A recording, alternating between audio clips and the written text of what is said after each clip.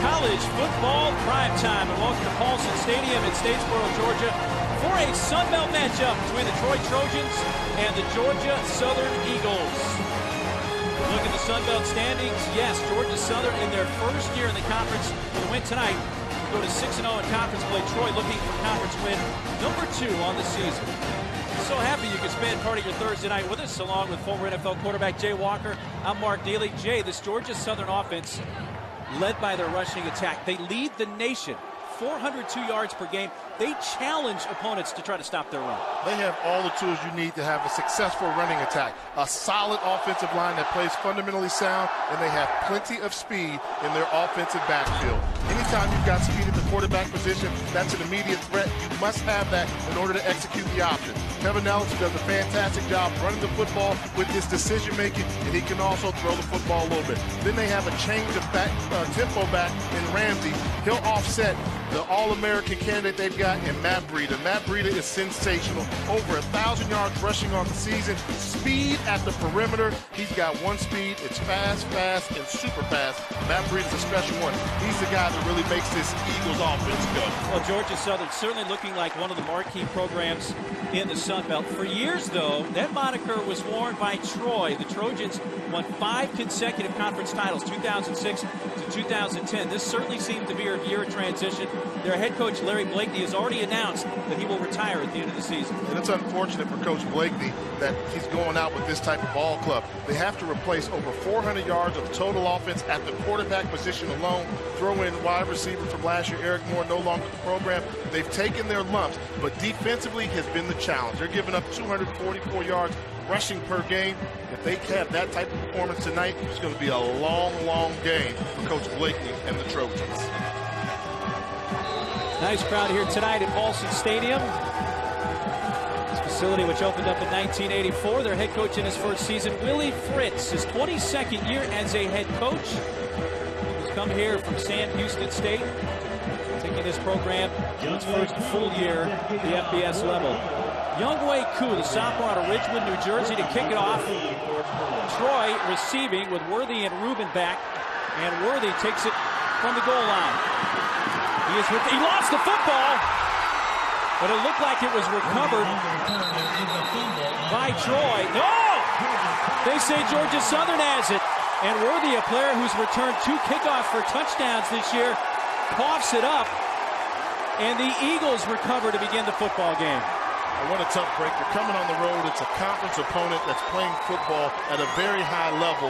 You must shore up your special teams if you want to have a chance to come in here pulling off the upset. But you'll see Chandler Worthy, his knee knocked it out. Ball wasn't even hit. Self-inflicted wound there. Big opportunity early for the Eagles to get on the scoreboard. Raekwon Sam recovered it for Georgia Southern. So they begin after the turnover inside the 20-yard line, and a handoff to Breida off right tackle. He's inside the 15 to down near the 12, tackled by Daibo. That's Breida, the 5'10", 185-pound sophomore. When I look at him, outstanding running back, Kevin Ellison, a quarterback who will also run the football. Ellison is the decision maker. I mean, he's bigger than Breida.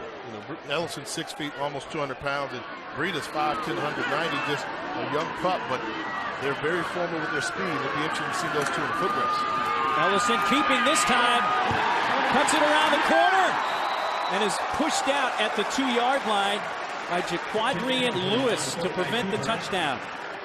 The decision making from the quarterback position has become the key in college football. What a great decision by Ellison to decide to run the football. What a nice block from Jeff Ward, the H-back. Ellison, who has 8 rushing touchdowns already this year. It's a 1st and goal. Georgia Southern at the 2-yard line of Troy.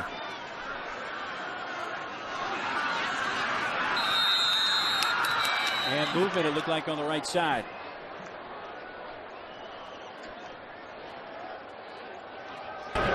False start. Offense, number 96. 5-yard penalty.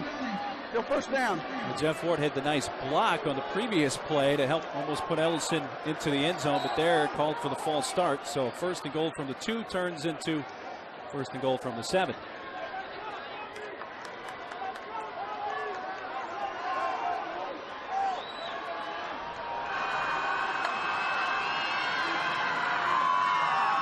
Reedy goes in motion. Ellison gonna run again, cuts it back into the end zone. Touchdown. 7-yard run. Ellison's 9th rushing touchdown of the season. Great job of decision making of Ellison. This was a call quarterback draw, but Darian Foreman, the left guard, did a good job pulling into the hole. You see him, number 63, come around, getting away. Anytime you've got linebackers running away from blocks, you've done your job as an interior lineman. You can see the contact was avoided by Jaquadrian Lewis, allowing Ellison to make it to the end zone easily. Alex Hanks with a point after out of the hold of Ryan Nowicki. And they convert the turnover into points. Quickly, 7-0 Georgia Southern. Now he's drawn up, take advantage of special teams. The good teams will make you pay every time. Kevin Ellison and the Eagles cruising early. Out of the year, 7-0 Georgia Southern as they take advantage of the Chandler Worthy fumble for the opening kickoff. Chandler Worthy has 2 kickoff return touchdowns this year. 3 weeks ago against Appalachian State, went for 99 yards, and a week later against New Mexico State with 89. Did not run one back last week against South Alabama, but had back-to-back weeks against App State and New Mexico State with kickoff returns for touchdown. Popped it up first time tonight. Younghoe Koo kicks it off once again. This time it's Rubin from a yard deep. And he makes it out to the 20. So we will see the Troy offense for the first time tonight. And number 12 there is Brandon Silvers, 6'2", 208-pound redshirt freshman. Big shoes to fill, no doubt, Jay, when you lose a quarterback the caliber of Corey Robinson. And don't forget Deion Anthony also played some quarterback last few years as well for them. But I really like Brandon Silvers. He's not the reason this offense is only putting up 18 points a game. The offensive line play has been spotty. If you look at Silvers, very quick release, very good intermediate passer. Needs to work on his ability to throw the ball down the field, however. As time to throw, finds the back. Chun out of the backfield for a gain of 5. Brought down by Edwin Jackson. Let's take a look at our impact players. Speaking of the guy they call Mega Chun. He's a load to bring down. I want to see them use him more. Defenders wince when they have to try and tackle him. And Edwin Jackson has to step it up. He's the leading tackler for this team, and he's the guy they're going to funnel everything into the middle. Him and Chun, that's the matchup I want to see. Prior to the snap, false start, offense, number 69, 5-yard penalty, still second down. Left guard Dalton Bennett called for the false starts. Bennett, a junior out of Mariana, Florida. Jordan Chun was getting a carry. The whistle blew the play dead. Chun had 14 rushing touchdowns last year. That was the most for any freshman in the nation. There's 4 rushing touchdowns on this season coming into tonight. And the pass to Rubin, Teddy Rubin, to the 28. He picks up about 7. Antoine Williams with the tackle for the Eagles. It'll be 3rd down and 3. And 3rd down has been the real big bugaboo for Troy this year in their offense, Jay. But for the most part, it's been that 3rd and medium where they've really struggled. Third and less than 4, you assume you're going to pick it up, but for the Trojans, that has not been the case. Handoff, Chun comes down right near the 30. It will be close with the spot. He may actually be a nose of the football short. Antoine Williams with another tackle for the Eagles. And number 37, junior out of Lovejoy, Georgia. And indeed, Chun is a hair short. And that's typical of the Trojan offense this year. They have the ability to do some things right, but that last run, you can tell Chun not able to quite square his shoulders to the line of scrimmage, got knocked sideways, came up half a yard short on the first down. Ryan Kay to punt, averaging 40 yards per punt this year. This one away with Trey Butler. Watching it take a bounce inside the 40. Going to be down to around the 38-yard line, so Georgia Southern will have their second possession after a 36-yard punt. Troy leads the lifetime series against Georgia Southern, 10 wins to 3. This head-to-head matchup actually goes all the way back to the 30s, but have not met since the 1995 FCS quarterfinals when Georgia Southern beat Troy. In fact, we were talking with head coach Larry Blakeney on the field just prior to the game tonight about that game. He remembers that. Very well. You always remember postseason play. These two programs, they have so many roles in which they were intertwined. When one was the big brother, when you had Georgia Southern, that was FCS or 1AA, and Troy was Division II trying to move up, and then Troy made the leapfrog to get to FBS or Division I sooner. And they started taking over the relationship. Ellison's going to run with it. Tripped up at the 44-yard line by Montrese Kitchens. Gain of 6. Let's take a look at our impact players. Lonnie Goshen, defensive tackle, he has to step up big for two reasons. One, star defensive end Tyler Roberts is out of the lineup, as well as starting inside linebacker Mark Wilson. So if you're going to try and stop Georgia Southern from running the ball, you're going to have to clog up the middle and force him to the outside. In motion goes Monte Crockett. Ellison play fake, and he's going to throw it. Good coverage and incomplete at the 25-yard line. B.J. Johnson, the intended receiver. Nice coverage there by Ethan Davis, the quarterback. Johnson's helmet came off. He's going to have to come out for a play. Georgia Southern 5-0 in conference play, 6-2 overall. Their only losses, NC State and Georgia Tech. And both of those were tight games, though they lost both. Both those games, they had a lead in the fourth quarter. Capitalized on a very impressive season the Eagles are having this far. Let you know they're on to something special here in Statesboro. They're down at 4. Here's the pitch. Crockett has the first down across midfield to the Troy 45-yard line. Run down by Montrese Kitchens. As they convert on 3rd down at 4 with a run of 10 for Crockett. Great job here. This is an assignment football. In-man on the line of scrimmage.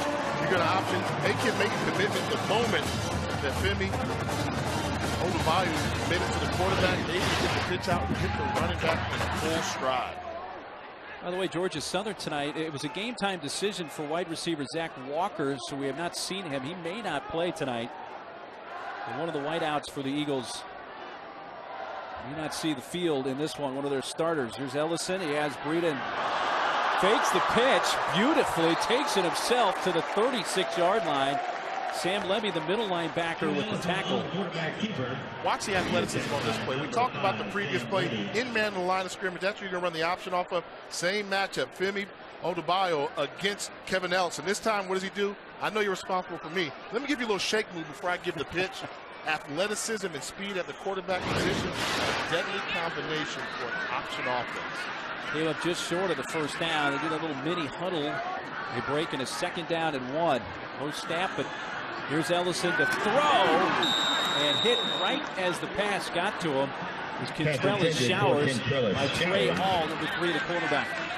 On the coverage for the Trojans. 3rd down and 1. We mentioned the injury on the side of Georgia Southern, but the Troy defense playing without Tyler Roberts, arguably their best player on their defense, defensive end, out with a high ankle sprain.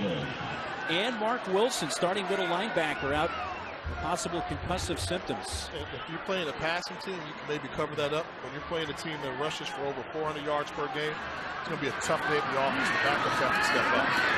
First carry for L.A. Ramsby, and he's going to have enough for the first down inside the 35. Tackled by Daniel Ward. He's filling one of the middle linebacker spots in the absence of Mark Wilson. 402 yards per game. That leads the nation. Navy, Wisconsin, Tech, Army, all the top 5. You know you run the football very well when you have more rushing yards than Navy. Yeah, and Army. Because Navy and Army, they won't attempt to pass the whole game. So this is an offense that has big play potential, yet they throw the ball for over 100 yards per game as well. Ellison keeping, fake the pitch, off running again, and brought down from behind at the 25 by Montrese Kitchens, the safety. You talk about Mark Wilson not being in the game, but one of the backups is Daniel Warren, number 45. And look at Daniel Warren chasing the quarterback, not where you want your middle linebacker. He lost his containment. I think that was just a case of Ellison putting some more of the athleticism on display. See the numbers for Ellison. Last week against Georgia State, which was the game played in Atlanta in the Georgia Dome, he had 15 carries, 115 yards, a rushing TD. Also went 5 for 6 through the air, 47 yards. Rita Knocked down by Kitchens to pick up a 5. One of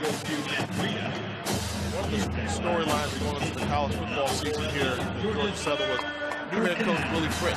What's he going to do?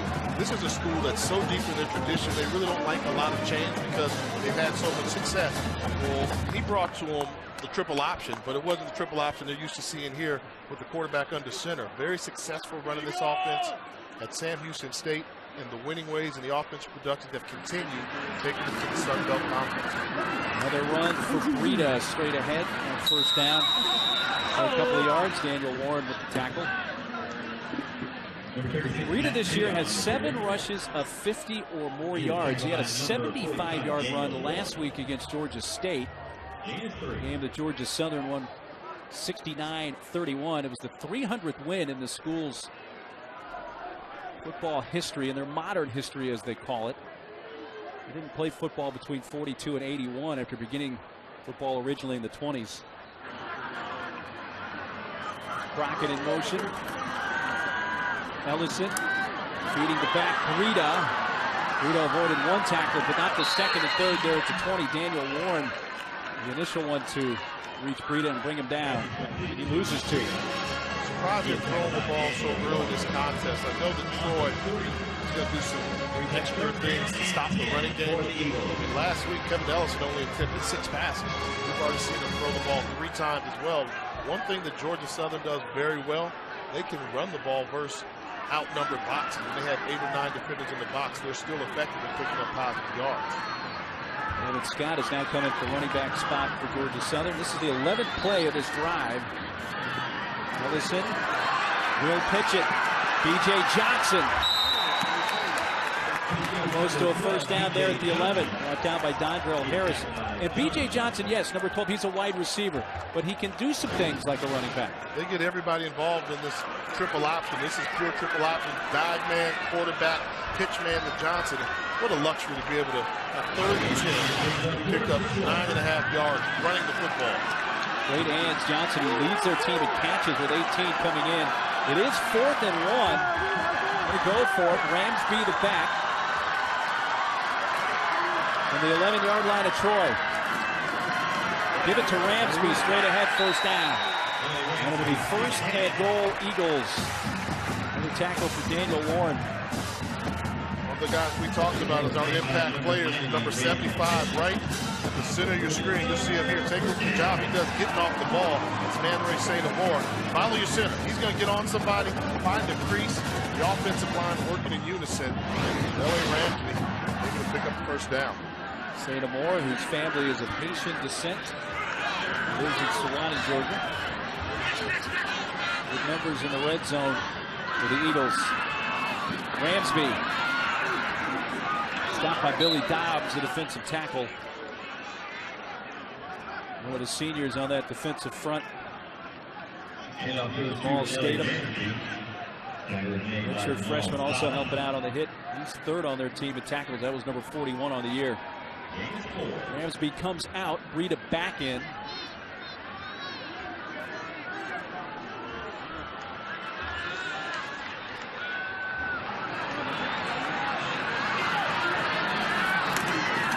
Ellison will pitch to Breida. Knocked out by Darren Reddick, the safety. Breida comes in, protect your perimeter. He likes to run to the outside. Nice pitch. Becomes a foot race, and he just misses getting into the end zone for a score. And that's textbook. I mean, if the defender's going to square up the quarterback like that, that's an easy thing for the quarterback to make all day. And that's when the running back starts cheating and running downhill to gain momentum going towards the line of scrimmage. Here's the 15th play of the drive. Of the previous 14, 11 rushes, 3 passes. They like to do a pop pass down here. I'd be careful. Watch the tight end line of scrimmage. Sent Breida in motion. Yep, Ellison wanted to do so, and instead runs it into the end zone. Well, you called the play, Jay, but Ellison improvises and runs in for the 2nd time tonight.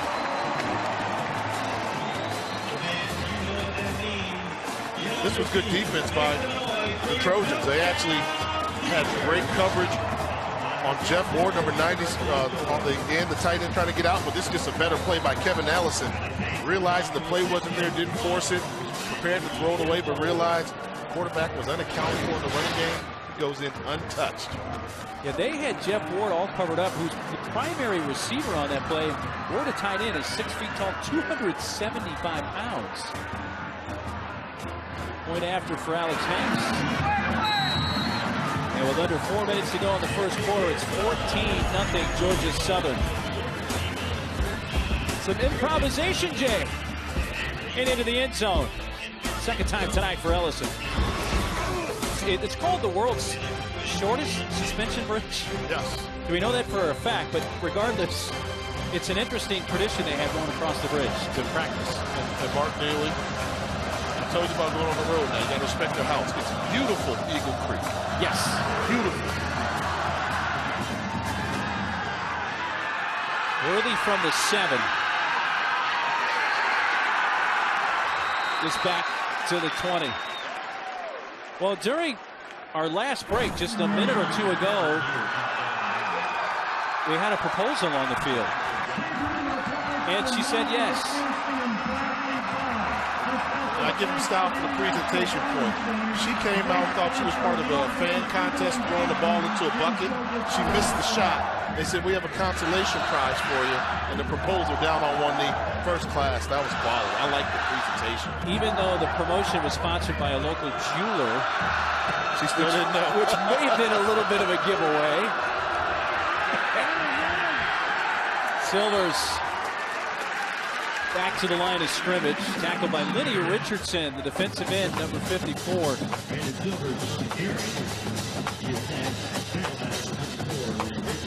Well, Troy, their offense never took the field. Their first drive, the opening kickoff, was fumbled by Worthy.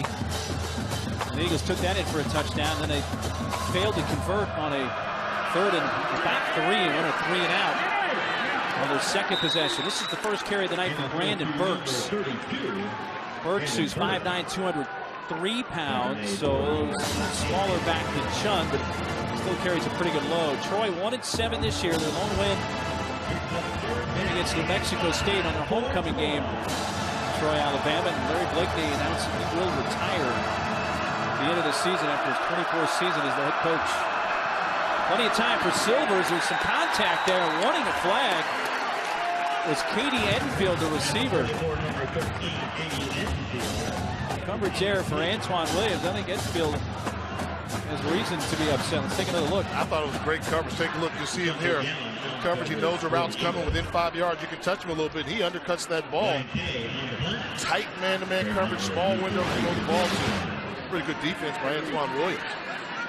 Well, 2 3 and outs to start the game, as well as the fumble kickoff return. Ryan Kay going to do the rugby punt. Butler receives it at the 39. Is immediately pushed out of bounds there by John Johnson. 37-yard punt with no return. Georgia Southern's offense comes back when we return. So with their first rankings, there's Fabian Upshaw now at quarterback, handing off. Matt Breida on the carry. Breida on the carry up to the 40. Troy saying they have the football. And I haven't seen a signal yet, but the Troy defense is running off the football field. They have said yes. Recovered by Troy. Mitchell Rowland, linebacker, recovering it for the Trojans. So that perhaps is the break the Trojans have been looking for as they get a turnover on Georgia Southern's side of the field. Just Breida trying to run through a number of white jerseys, keeping the legs going as the knee down. Oh, great job coming over with the strip before he goes down. Daniel Warren, the walk-on linebacker, is forced into playing tonight because Mark Wilson is out. Way to create a turnover, maybe help jumpstart this offense. So each team now with a turnover tonight, and Troy with their best field position, beginning at the Georgia Southern 39. Burks motions into the backfield. He has the carry running left, trying to hit the edge, and does so. He'll run up to the 32-yard line before he's tackled by Edwards. But what's that say for the rest of college football? I thought Oregon should have gotten that number 4 spot in my personal projection, but they're on the outside looking in. The first down for the Troy offense tonight. A 6-yard run for Burks to move the chains. Yeah, as you say, Jay, a lot of that's going to play out in the SEC West. I think a lot of folks are like scratching their head. Hey, I watched that game down in Baton Rouge. Ole Miss didn't look all that great. There's Burks lowering the shoulder. And nice run inside the 20. Here's a chance, Jay. And obviously the first 13 minutes of this first quarter did not go Troy's way at all. I think it's sticking the end zone here. They're right back in the football game. Take advantage of the turnover, and I think they figured out with the man-to-man coverage, their backs are turned. Schematically, they're finding running lanes. Silver's keeping. He's going to run. He's a mobile quarterback, Jay, but he's been banged up a little bit recently, and Larry Blakeney and his staff told us, hey, you know, if Silvers can't run 100%, we're not going to probably run him as much as we normally would, but he didn't run the football there. And that's smart because this kid has a bright future. I'm tremendously impressed with what I see watching him, the throws he's able to make, the command of the offense, and the escape ability that he has shown. Two big bodies in the backfield, Josh Anderson and Jordan Chunn. Worthy in motion. They hand it off to Chunn. Chunn battling his way all the way to the 11-yard line before being tackled by Edwin Jackson. They convert on 3rd and short, and another Troy first down. Chunn's a throwback runner. We talk about him with 234 pounds, squaring his shoulders. Very difficult for the first defender to bring him down. You pretty much have to do like Edwin Jackson did there. Catch him on the side, but normally it's too late because he would have accumulated 3 or 4 yards by then. Burks running right. Cuts it back inside the 10, and he may have lost the football. Quickly peeling away the bodies, and Troy does recover. A little sigh of relief there for the Trojans and head coach Larry Blakeney. And one of the things that frustrates me when you watch tape of Troy a little bit, they can move the ball schematically. They seem to get a little confused sometimes with what they're trying to accomplish, and changing running backs from Chung to Burks and Burks to Chung. You don't really develop a rhythm, but they've got the ball in great position right now. Get ready for Halloween on Halloween Eve. First quarter belonged to Georgia Southern with Ellison's touchdown runs, and it's 14-0. Get that bald eagle up close before the game. And with the beak and talons, all I could think was that animal could do some serious damage if things went back. And what a great tradition when they release it before the game. They call it the most exciting 30 seconds of the game. They do a fantastic job. And the Eagles' nickname is Flight. Flight, nice. Well, that last pass, a little bit of a flight over the head of Katie Edenfield, is Troy trying to stick it in the end zone. And this is what I talked about before the break. Where's your identity? You got the ball on the 7-yard line, 234-pound runner in Chung. Why not force feed the run down the middle?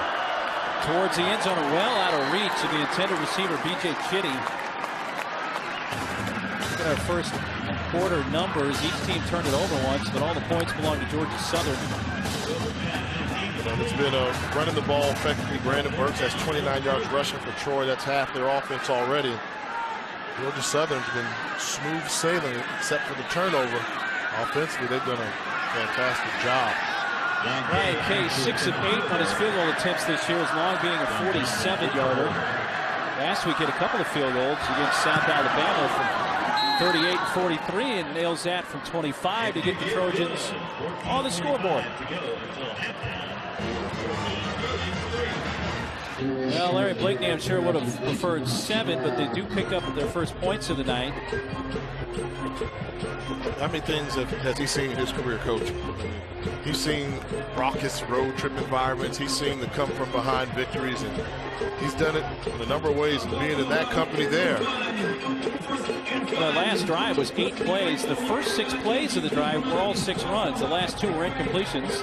Had to settle for the field goal. That tells me, Jay, that running the football may be the answer for them tonight. Continue to run it. I mean, I really think that Chunn is going to be a matchup problem. When we talk to Georgia Southern, what do you worry about? When you look at Troy on offense, and they said, big number 36, we don't know his name, but we're telling you it's Jordan Chunn getting those shoulders squared and running downhill. I think you do him a favor when you take him out of the game, because he is simply a load to bring down. Jed Solomon picks off. Derek Keaton from a couple yards deep. Ooh, bumped, but stayed on his feet and then is pulled down Back around the 11-yard line. Initially hit by Shaq Beverly that slowed up the momentum. So the starting field position for Georgia Southern getting progressively worse. We begin this time at their own 16 is where they'll say the forward progress took them. Last possession, the Breida fumble. Ellison with 2 rushing touchdowns on their first 2 possessions of the night. We have seen Fabian Upshaw. There's some plays at quarterback as well for the Eagles. Not surprised by that.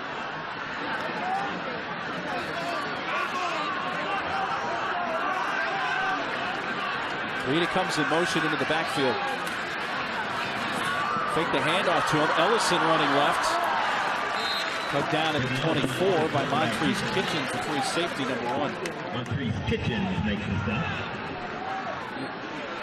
You talk about how they're going to stop the run. Well, Montrese Kitchens is the leading tackler for this team right there. You see him right there, number 1.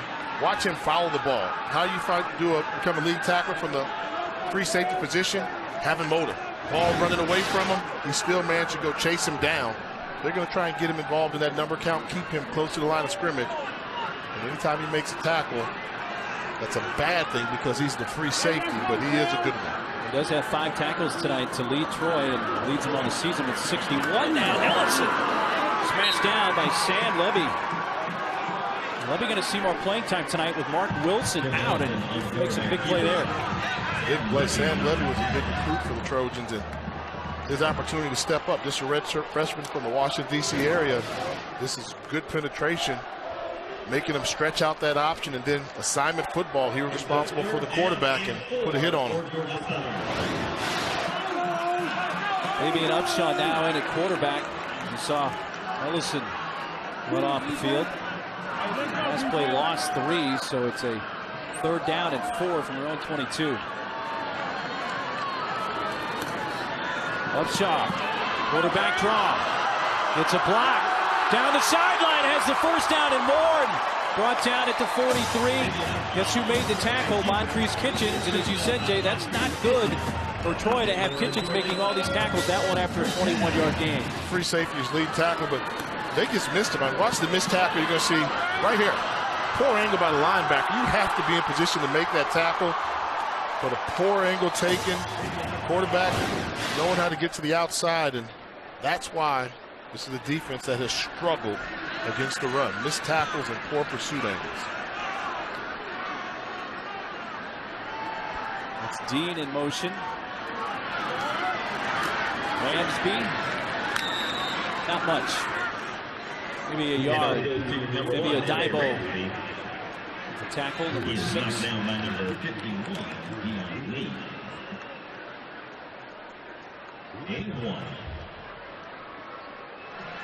Look at the play selection for Georgia Southern. 81% rush.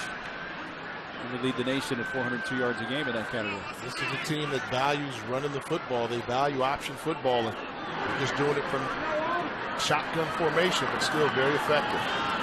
Upshaw running again, this time straight ahead, and get a couple. Dion Lee stopping him. That's 24 plays tonight for Georgia Southern, and 21 of those have been rushes.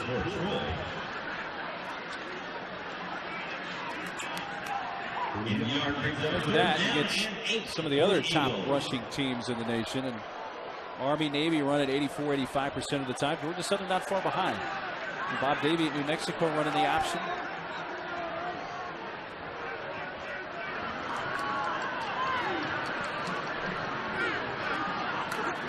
Upshaw looking to throw. Now will pull it down and run past the linebacker and pick up the first down at the 45 of Troy. 10-yard run for the sophomore from Titusville, Florida. And this is good recognition. He realized that they were playing man-to-man coverage across the board. Anytime you have man-to-man coverage, nobody accounts for the quarterback. So take a look at the defenders you're going to see here, here, and here. The linebacker core, which one of them in the ball snap is looking at the quarterback? They're all focused on the wide receivers, and then he gets to the outside, makes one defender miss, picks up the first down. That's good recognition.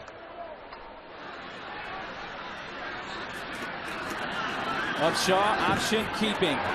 There he goes again. Has a block from Showers. The wide receiver. And a run all the way to the 18-yard line. Again, it's Kitchens with the Troy tackle. This is a 26-yard gain for Upshaw. And this can't happen. Somebody's responsible for the quarterback in option football. You get a good look at number 10, Dondrell Harris, going to the running back. So where was the inside linebacker? It should have been Daniel Warren coming from the inside. Was not there. Became a foot race to the corner. And Upshaw, teams normally respect his arm a little bit more, but he has running ability as well. He has 59 rushing yards tonight. Ellison has 49, so the two quarterbacks combined 108 rushing yards so far for the Eagles. Upshaw pitches this time to Scott. Almost and that's what you have eluded to do. Lewis, but the tackle made. See, when you bottle up an option team, what do you see first? You see a quarterback that gets hit and a running back that has to make somebody else miss in the open space. This is good assignment football. Don't worry about the running back. Hit the quarterback. He gets to the quarterback. Then you have to make a good open field tackle in space. Good job. That's how you defend an option attack. And Jay, the term I often hear when you're trying to defend an option is eye discipline. You have to see it. And you have to believe what you see and don't get fooled. Upshaw swings it out to Ramsby to the 15, inside the 15, down to the 11. Wrapped up by Jaquandrian Lewis. This is a really good job by Montre Crockett, the wide receiver. Design screen, but watch him seal off the edge right here, not allowing the outside linebacker to get anywhere close. Look, right there, seal it. Fight, fight, fight. Right away, it's positive yardage, and you give the ball to Ramsey in space, he's going to pick up positive yards for you. It looked like there may have been a face mask there at the end. I think the crowd was watching that as we were as well, and we reacted to it. No flag on the play. It was a gain of 9, so it's a 3rd down and 4. Ramsby. Oh, he's going to be close. Divo the tackle. In that spot, he probably has the 1st down. Very close. We're going to measure.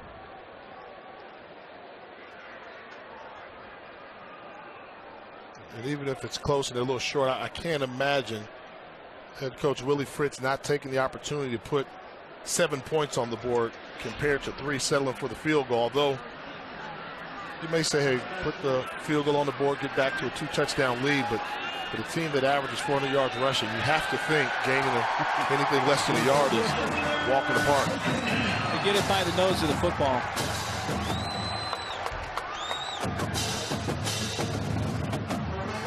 So 1st and goal, Georgia Southern.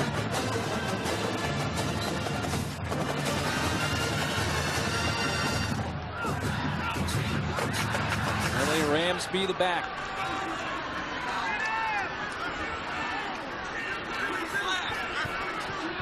Shaw goes to the line. Took some instructions, and now a flag. There had been some movement. There was time on the play clock still. Our referee, Kevin Stein. False start. Offense, number 46. Lineman was covered up and shifted. 5-yard penalty, still 1st down. That's Cody Rediger, the tight end.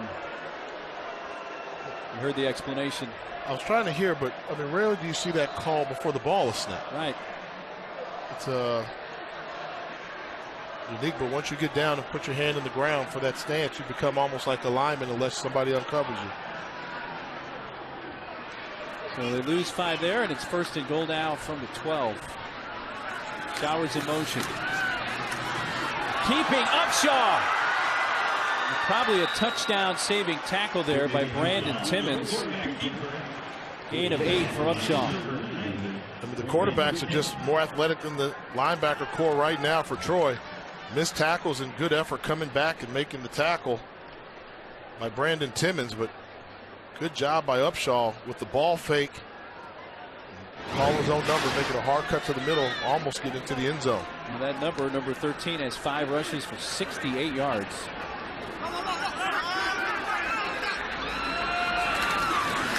Upshaw gives it up. Ramsby's going to jog into the end zone for his 8th rushing touchdown of the season.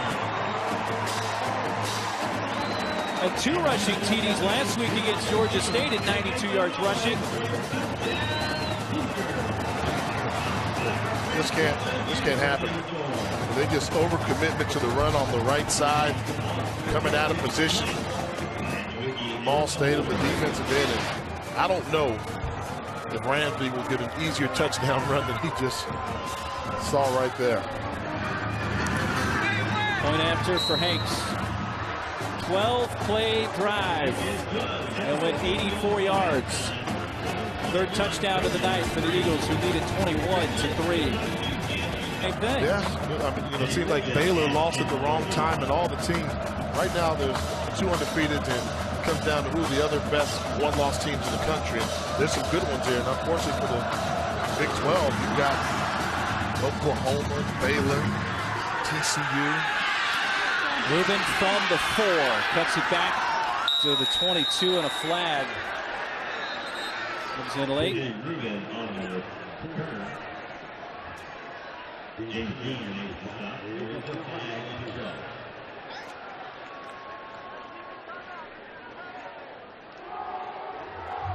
Call from our referee Kevin Stein upcoming.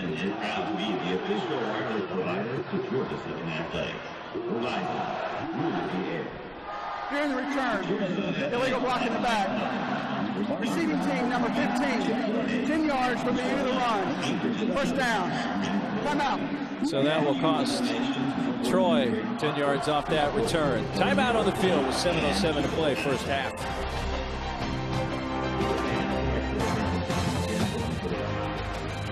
Beautiful campus here in Statesboro. 7:07 to play in the second half. In this first half, that is. And there's a run for Kari Franklin to the 23-yard line. They lost 10 yards on the return due to the penalty, so that's a gain of 11 for Franklin. They'll get some of that real estate back. That will really be the young freshman quarterback Brandon Silver's best friend if they can establish the running game. Now, earlier in the first half, we saw them give Georgia Southern trouble coming out of this formation. Franklin once again pushes his way up near the 30. 7-yard gain. Franklin, a senior, 5'6", 180-pounder from Georgia, Valdosta, Georgia. Guy was quarterback.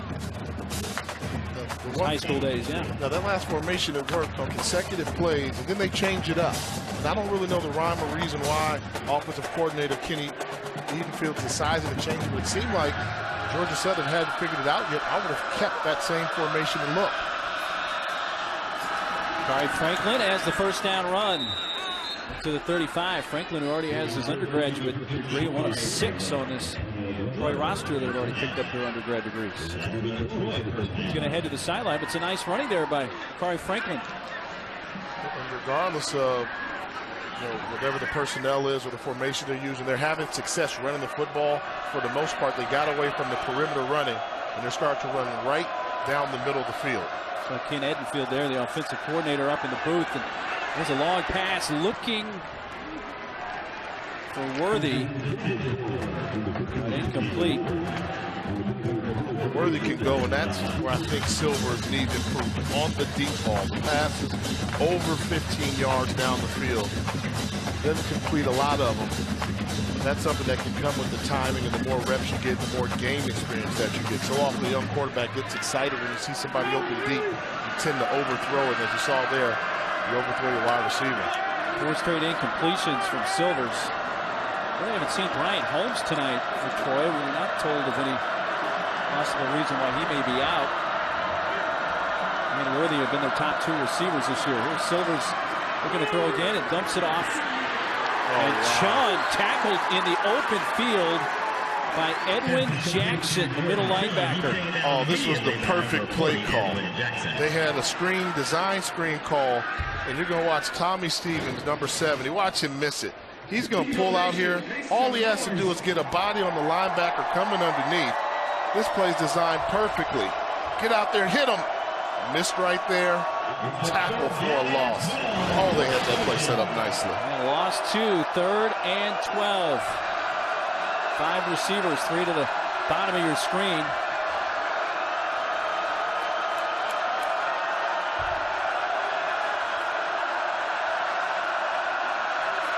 Silvers is sacked back at the 25.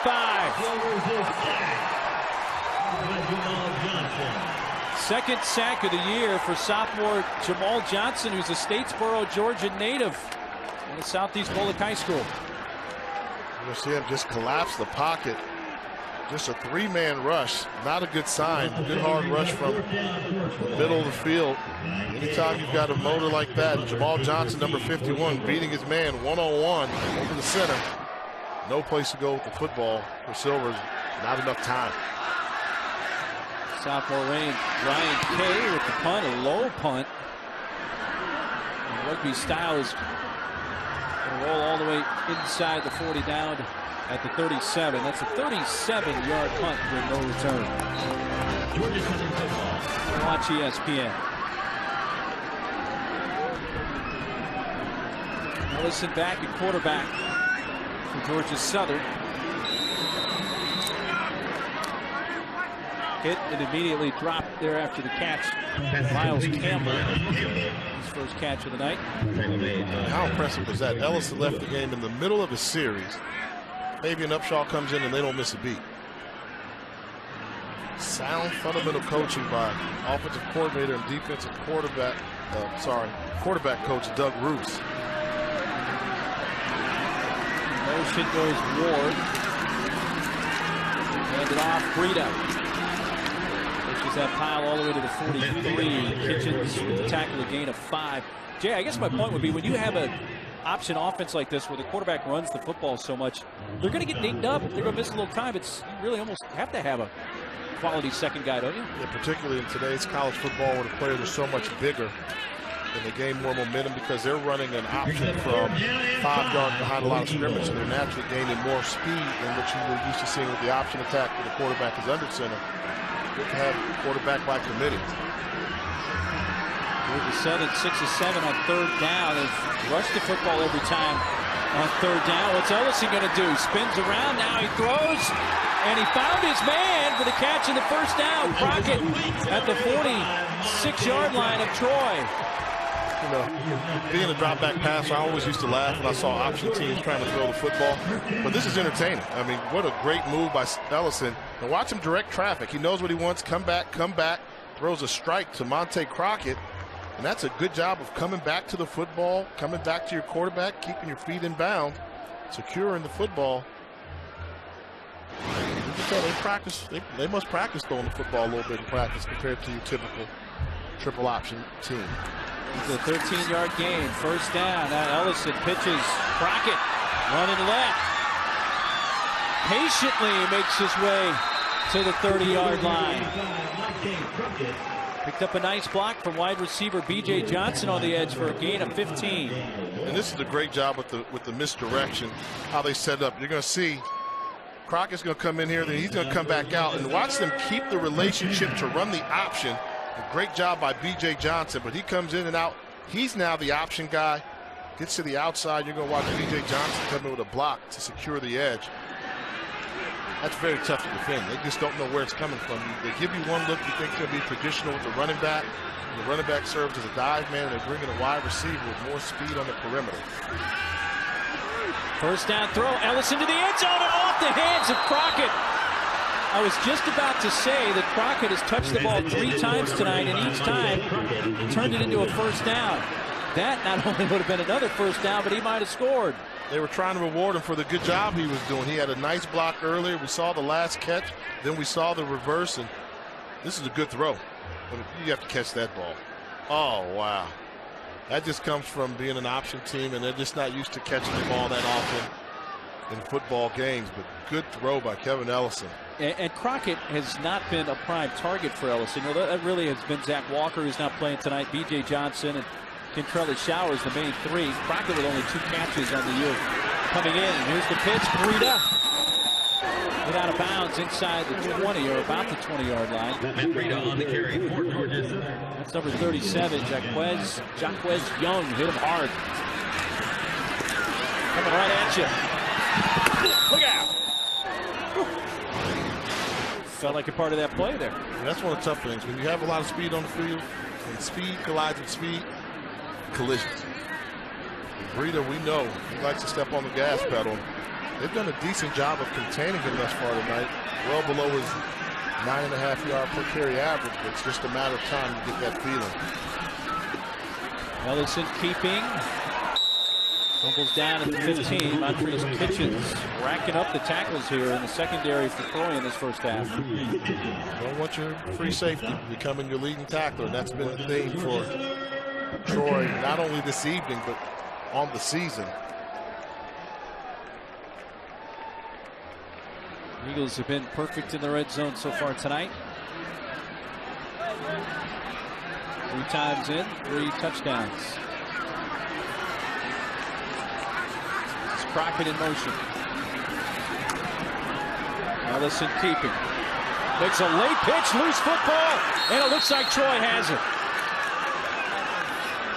When you play assignment football, you can force the systematic approach to the option to get disrupted. And that was a good job there. You saw Ellison confused on what to do with the football, and then they start to lose their timing and their rhythm. It's a good job of just chasing down the quarterback and then coming up,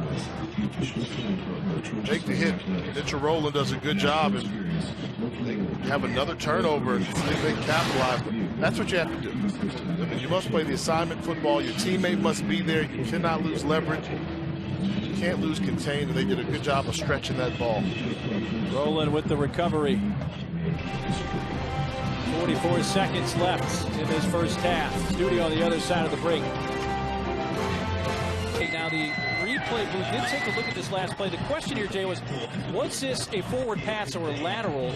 Now you see Crockett and Ellison's pitch almost kind of looks like he goes sideways, maybe a little further back, but there's no way with the video from that angle that you could overturn the call on the field, which was a fumble. There's not enough to confirm it. And had it been a forward lateral, then would have been considered an incomplete pass, and Georgia Southern would have kept the football, but ruling on the field stands, which I think they got it right.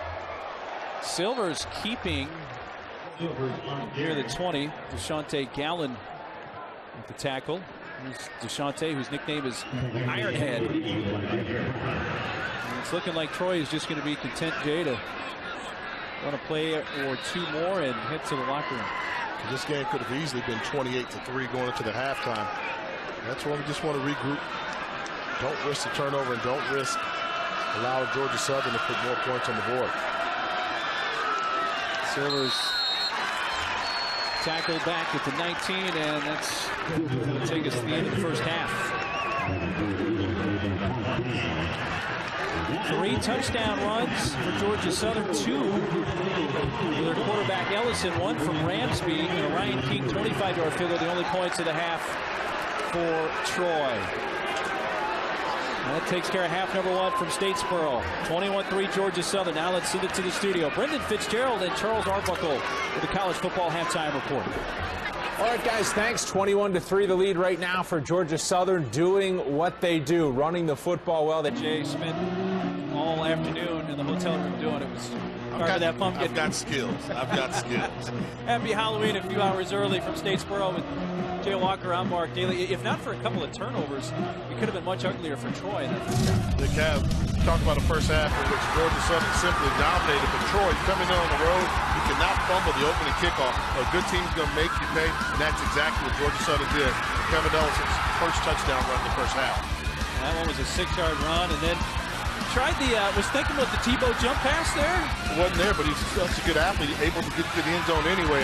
L.A. Ramsey, one of the easiest touchdowns they'll ever score. Just bad perimeter defense by Troy. Right before the half, this was the key. An opportunity to go up to 28 points on the board. They turned the football over, and that's why they only have 21 points. But what a dominating performance by Georgia Southern on offense and the offensive utility of Troy. Now, Ryan Case, 25-yard field goal, the only points for Troy in the half. They only converted 1 third down in the first half.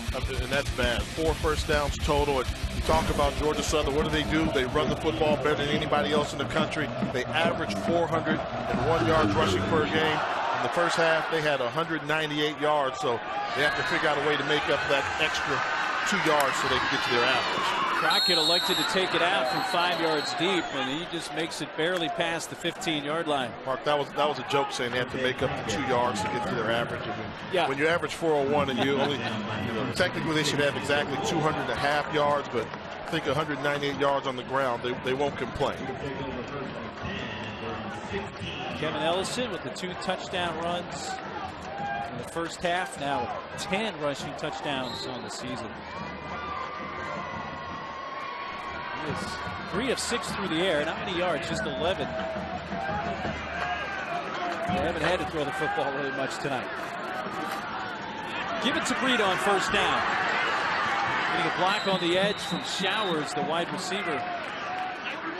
Trey Hall, the quarterback, running Breida out of bounds after a pickup of 3 yards. Well, that was a simple 3-yard run, but that was an edge-of-your-seat 3-yard run. He stretched that ball all the way to the sideline, and he kept looking for a running lane. Give credit to the Troy defense because he wanted to plant and make a hard cut upfield, make it a foot race, but they did a really good job of forcing him to the sideline, playing good assignment football. Ramsby and Breida in the backfield this time with Ellison. Giving it to L.A. Ramsby. Just shy of the 25 for L.A., whose actual first name is Alfred. The L.A. comes in for Little Alfred from back in his youth.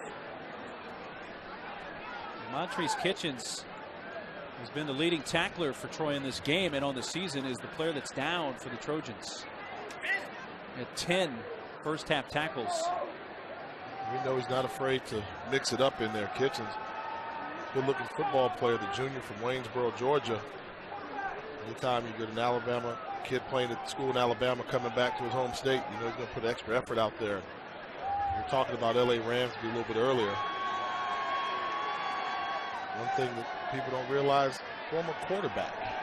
Came to Troy came to Georgia Southern as a quarterback and converted over and realized with Ellison and Upshaw wasn't going to get too much playing time, said I'll go play running back, and they found a great diamond in the rough because he's a perfect change of pace back for the running attack they have.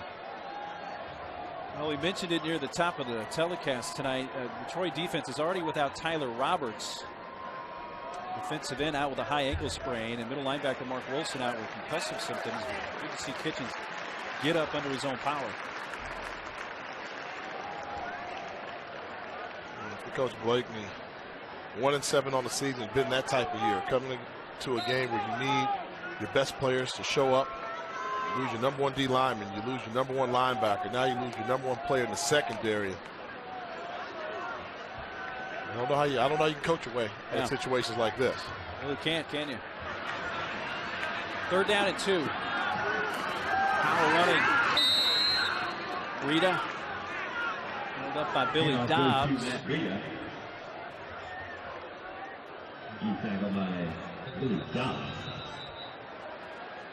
And there is another player down, but this is Georgia Southern. The player on his back.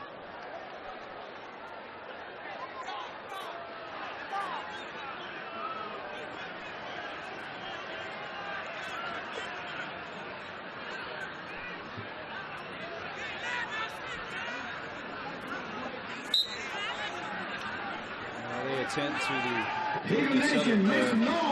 We will step aside. Football, proudly supported by Ford and your Georgia neighborhood Ford dealer. The best abnormalities of somebody with Parkinson's disease, and so it's a really scary thing that you see. But we can objectively determine that if that kid has gone beyond at the point where they're recovered, they can be put back on the field. I'm obviously very happy to see our young man get back up and get on that thing, and hopefully he's going to be all right. And I'm sure if you look at it in terms of the monetary amount, it took dollars to get this thing going off the road, but it seems like you're satisfied that it's worth the investment. Oh, there's no money. There's not enough money that you can put into something like that to keep our student athletes safe and keep them where we don't have these type of injuries, and to be able to protect them from the long-term damages of an injury like this. Now, obviously, your student athletes, this benefits them, but what other information, what other either institutions in the Sun Belt, around college football, or around college athletics at all, when will they be brought into the system as well? Where does it go from here, I guess, is what I'm asking. Well, I think the sky's the limit. I mean, we're able to determine based off that impact telemetry system when an athlete has an impact. And you got to understand that the impact is the baseline, the threshold is 98 times the force of gravity. And 98 Gs is what triggers this, and it sends an alarm to the trainers, so they can pull a kid off long before he's an injury like this and be able to evaluate that person. But I mean, you could take this to the next level. We have soldiers in the field that are subject to concussions as well. If you can have this sort of telemetry system in a football helmet, you can also put this sort of telemetry in a soldier's helmet and have it beamed across the world to a center where they can determine concussion all on the field of battle as well. So I think the sky's the limit to where we go with this. And President Kill, we mentioned they are student athletes. So when something like this happens, you know, the young man that's down right now, I'm assuming this automatically helps out in terms of the classroom study. You're not going to ask a young man that's had a 98G type force hit to the head to take a final exam that could jeopardize any type of thing academically. Do you have programs in place to put everything together systematically? Well, we're just really getting started with this whole program, and our main concern right now is the health of the student athletes, and that's the first thing we're concerned with, the thing we're going to address most. But we're really doing the cutting edge, I think, research on this, that once we get this data and we get to start publishing this data, it will help other programs be able to adjust their programs to deal with concussions. I commend you on everything that you're doing. And thank you so much. As a former athlete, I really do appreciate you. And as a father, I appreciate you for taking these cutting edge to get us going in the right direction. Well, we want to win football games, but the health of our students is the most important thing. Well, we hope certainly that James Dean is fine. While we have you here, though, let's just talk about that football team and what your new coach, Coach Fritz, has brought some excitement to Statesboro, Georgia. Well, I don't think you got enough time for me to talk about our football team. And, you know, we wanted to make a conscious decision to make the move to the FBS, and we wanted to do that for a lot of reasons. And the main reason was to give us a chance to use athletics as a vehicle to put the rest of the university on the national stage. I mean, these kids that perform need to be able to perform on the national stage, but to get that Georgia Southern name out across this country was the main thing for us, and this has been a great opportunity for us to do it. Absolutely. I mean, have you seen everything? You know, I'm an FCS guy coming from FCS football. The name Georgia Southern meant something in all those circles. I'm sure it wasn't easy because tradition's big here. One thing I've learned about Statesboro, Georgia, tradition's big. I'm sure it wasn't an easy call, but it seems like it was the right call to make, particularly with the success you're having year one in the Sun Belt. No doubt. I don't think you find a program, in fact, I know you won't find an FCS program that's been more successful than we have. No program at the FCS level has got 6 national championships. To be able to move that, our fans expect nothing but perfection. You know, Eric Russell started that when he came here back in the early 80s to really start football. And we believe in that, and our fans want nothing less, and we want to give them that sort of team. But I think we got the right coaching staff and the right players right now that's going to take us and be able to perform that next level. Well, second down at 7 play here, and Ellison putting it in the air, and that's the pass at the 35-yard line to Kentrellis Showers. That's a heck of a combination right there, I tell you. Ellison and Showers. They're getting better than that. You need to slow down, President Kill. You know why? One, you're trying to take my job for the captain. That's fine. But 2, we talked about tradition. Now, tradition of Georgia Southern football is not balls being thrown all over the air. This is ground chuck. Yeah, but we're playing big boy football right now. I mean, you know, you can't. I mean, the triple option is great, and as Eric Russell said, it's a great equalizer. But at the same time, you got to be able to spread that out. And we run the triple options, you know, not under center from the pistol and shotgun. You be able to spread it out and be able to throw that. It's going to spread that defense out a little bit, and they won't think twice about, you know, keeping it close to protect that run when you think we're going to throw the ball. Well, going deep for Showers that time in the end zone, and a flag did come out. We'd like to see that now. You know, you mentioned Dirk Russell, who was the coach that came from Georgia. Pass interference. Georgia. Defense, number 34. 15 yards from the previous spot. Automatic. Let's take a look at the play, and then I'll set you back up on Coach Russell's legacy here. Pass interference on Ethan Davis, the cornerback on the coverage. Slide in the pocket. I mean, that's tell you all day. Today's college football, the way they're protecting the quarterback, you cannot take that step. Ball's gone, you have to pull off of them. And in the secondary, they had pass interference that we quite didn't catch, but 2 flags right there. And all of a sudden, we bring President Kill to the booth, and we're at Air Eagle now. Eagles are taking flight. They're throwing the football. They're going to throw it again right now? It's contagious. I tell you what. Straight ahead run all the way up to the 11. L.A. Ramsby with the carry. Irk Russell was the coach. He was the defensive coordinator at Georgia, and in 1981 came here and reestablished football at Georgia Southern. He sure did. And you know that he's such a legend, such an incredible coach. And See this play here. There you go. Get in there. Almost into the end zone, L.A. Ramsey. Took them just short. But he's all football back, and he was the only regret I have of being president at this point in time is I never got a chance to meet Russell. I think it's such a legend, such tradition we have here. And these guys all play because they know the tradition that the players came before them have established. So it's a beautiful thing to see the offense run. Ramsey a little hitch there in his giddy up getting off the field. Breida is back out in the backfield for the Eagles. Breida's been just absolutely incredible for us this year. And then motion him out. Watch either quarterback draw, they may try to Tim Tebow pass again. Ellison looking for or just running in the end zone. That's the quarterback draw version of that. That was the quarterback draw. third rushing touchdown of the night for Ellison. First, Dr. Keel tried to steal Jay's job, and that time he took mine. He took your job of setting it up here, but they set it up with the fake pass earlier. This time here, you catch him peeking in the backfield. They're looking for the pass. Just go hard-nosed football, straight ahead, push them around. Another touchdown for the Eagles. That's 7 points they left on the board before the half. Exactly why spreading that offense out is going to cause that defense to step back a little bit, and you can be able to run that pass route. I've got a challenge for you. So it's 28 points right now. I've been down here in Statesboro learning something.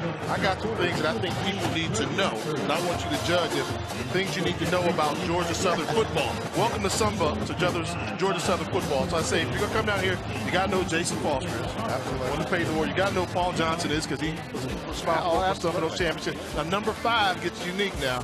You have to know who this Adrian Peterson is. I know who AP is very well. That's the real AP right We don't call him the other one. They call him down here, they call him this Adrian Peterson. Number 4, you got to know about Ham and the Ham Bone. Tracy Ham, all the legendary stuff that he's done here. Number 3, Irk Russell. You talked about him. You don't mention the program without mentioning Irk Russell. Number 2, now we're going to get into Number 2, how about beautiful Eagle Creek? Absolutely. I mean, nothing better than that. Nothing more nasty than Eagle Creek water. I actually put a jug of that on my desk one time, and 9 months later, they threw the plastic jug and got all over the desk. So Irk Russell used to drink that stuff. And the number 1 thing you must know about Georgia Southern football is the uniforms stay plain for a reason. That's tradition. That's tradition. What do I get on my homework assignment? I'm trying to educate the viewers on new to the Sun Belt about Georgia Southern football. Did I get a passing grade? I think you just got an A on that one. I got an A. That's like the first one I've gotten in a couple decades. Whatever it takes, man. Whatever it takes. Be careful. I'll ask you for an honorary degree now if you're going to start giving out A's that easy. You're going to have to do a little bit better than that. We'll work with you. We're going to do a little bit better than that. That's for sure. That's been fantastic. Mark, I did my homework. I was studying. And I'm so impressed with the hospitality. This is first class. Everything that you all showed us down here. And I think I speak for the whole crew. It's been a pleasure coming down here. Well, it's been a pleasure having you, and you can't get much better tradition than Georgia Southern football. And I mean, Irk Russell said it best: is that you ain't gonna get no better than this, and you ain't seen nothing yet. All right, Dr. Brooks Keel, the Georgia Southern president. Thanks so much. Congratulations on what you have going on down here. Thank you very much. And also with the production of the Helmet Impact Telemetry System and all the good that's doing. Well, we appreciate it very much. Thanks for being here. Look forward to seeing you next year. Our pleasure. 28-3, Georgia Southern leading. Beginning of this third quarter. Dontrell Pruitt, now the quarterback, handed off to Jordan Chun. So a little change at the helm here for Troy. Being the junior out of Laurel, Mississippi, Pruitt an opportunity. Georgia Southern now upping the lead 28-3 after that 9-play, 84-yard drive.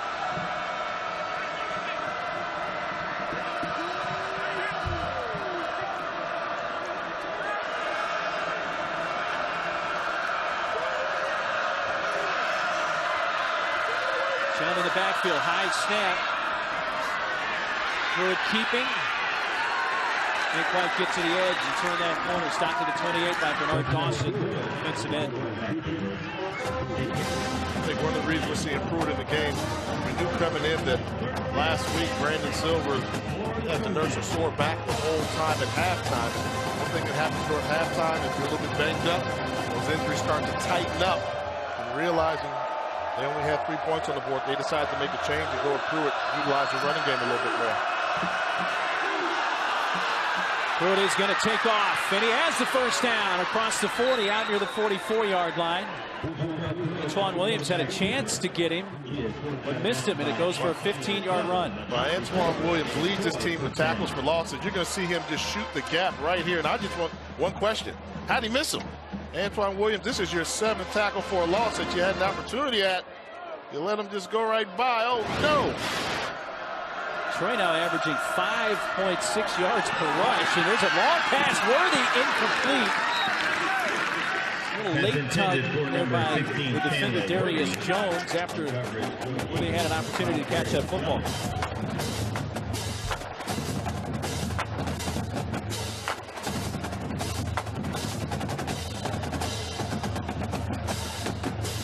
Right back to the line from the Trojans on 2nd down and 10.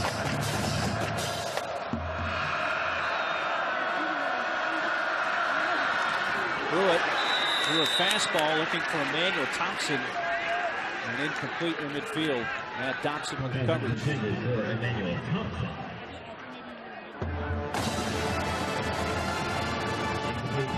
Pruitt now quarterback. Not a lot of time.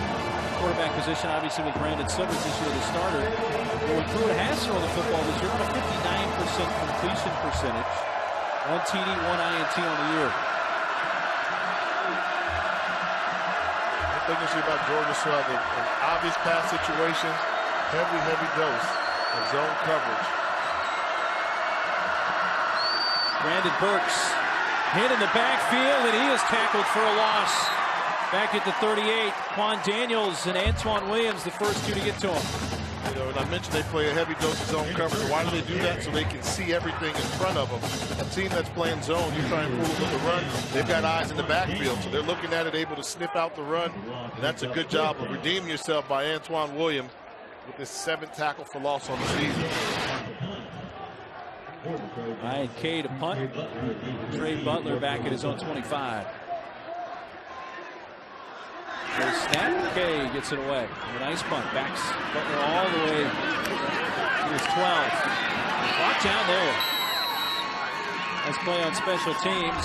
Number 17, Ron Adams, a 40-yard punt by Kay.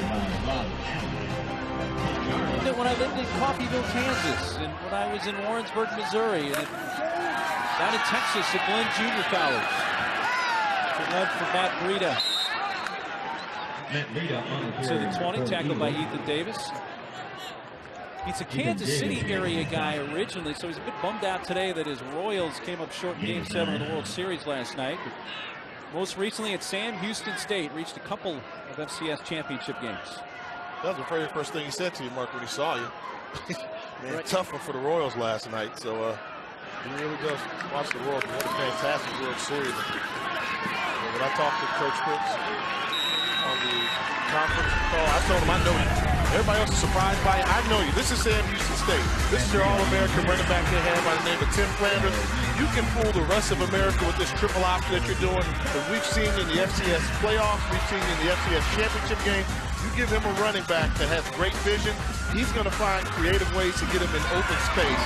And I think the direct beneficiary of that is Matt Breida right now. Breida's got probably a little bit more speed than Flanders had, but the numbers look the same. Ellison keeping. Nice blocking on the edge by Showers, and then Ellison turned it back upfield and was tackled by Darren Reddick, the safety. Now there's a Troy player down. Looks like Darren Reddick who made the tackle.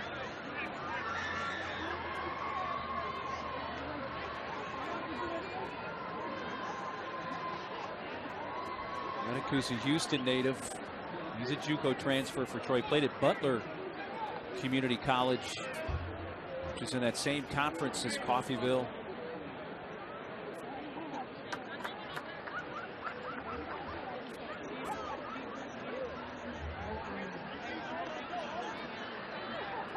Training staffs have been busy on both sides tonight. It's already a banged up Troy defense. Earlier tonight, Montrese Kitchen was helped off. Playing without Tyler Roberts and Mark Wilson tonight due to injuries, two of their key players on the defense. Saturday at 7.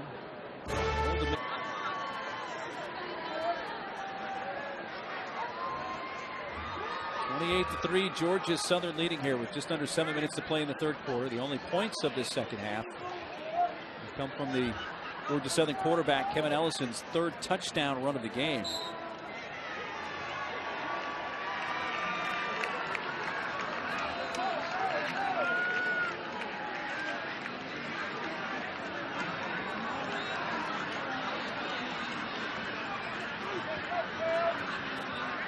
First and 10. Georgia Southern at their own 36.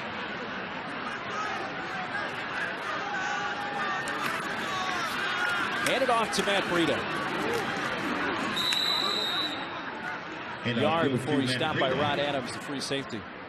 Although they didn't pick up much yardage on that play, let's take a look at Man Ray St. Amour one more time. From the center position, he plays with aggression that you just don't see. The ability to finish off defenders. You never see the person in front of him making the tackle, and you put him along with Garrett Fry, the left tackle. It's a very, very solid offensive line, and can't continue to tell you enough how impressed I am with their ability to get to the second level and finish off blocks. Here's the pitch. Miles Campbell. Good block for B.J. Johnson, the wide receiver on that left edge. Trey Hall, Rod Adams with the stop for Troy. Miles Campbell, the guy getting some extra playing time tonight. That's a pickup of 8 yards. More speed on the perimeter. If Breida's not fast enough, and I think they realized early that one thing Troy was not going to do was allow Breida to really beat them. They're going to try and contain him. Then you need some other people to step up. And we saw Monte Crockett with some nice runs in the first half. So get the slot receivers involved in the running game. Breida. Down at the 48 by Deion Lee. I want you to see something that I've rarely seen before. If you're going to wipe out the pile, this is how you make a tackle. Watch number 17 in white, Rod Adams, the safety. Watch him come in, not hit the ball carrier. He's going to hit the blocker that's in front of him and the ball carrier. Oh! Hit the teammate in the waist. Down goes the pile. That's bowling by Rod Adams there in the secondary. Sometimes you just got to hit what's ever moving, man. Sometimes you get a little friendly fire. Well, Georgia Southern now 10 of 11 on third downs tonight. So the Troy offense has had a big issue getting off the field. Troy defense, that is. Sorry for L.A. Ramsby, the Cincinnati native. Goes for 5 yards. He had 2 rushing touchdowns last week against Georgia State. And has 1 tonight. He's a good running back. Averages 5 yards a carry. Normally that puts you in the starting lineup for most schools, but the season that Breida's having, but I like the way they use him. He's a good change of pace back for him, and you can tell by their styles they're 2 different runners. Ellison, late pitch. Ramsby tackled for a loss by Quadrian Lewis. It's a negative play there. Loses 4 yards. Great field contained by Lewis. And as we mentioned before, when you're stopping a triple option, you can't do it with just one player alone. Individual efforts won't get it done. Assignment football, and you just have to smother the option and don't give them any lanes to cut up field. That time of possession, basically 2-1 in favor of the Eagles. 30 yards, that ratio even further out of whack as far as Troy is concerned. And this is the big play. What you have to do right now is don't allow Georgia Southern to pick up more than 5 yards, because if so, they're going to go for it. The pass to the far side of the field, and they're right about in that range you were just talking about. Derek Keaton immediately tackled by Trey Hall. So you're right in midfield. You can get a 4th down. He wants to know exactly how far away it is. I think the spot moved the back a little bit. He makes the catch. They didn't give him the forward progress, and I think they did not give him the forward progress. It only became a 2-yard pickup.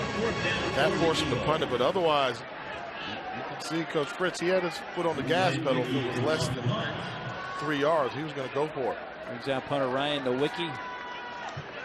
First punt of the night. Rubin back deep. Nowicki only punted 1 time last week in the Georgia State game. That went for 43 yards. Rubin, fair catch at the 10. That's a 37-yard punt with no return.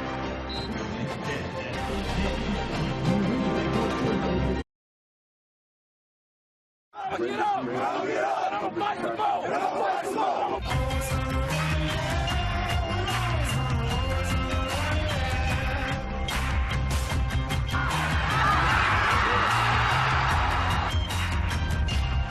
Breida in motion. Yep, Ellison wanted to do so, and instead runs it into the end zone.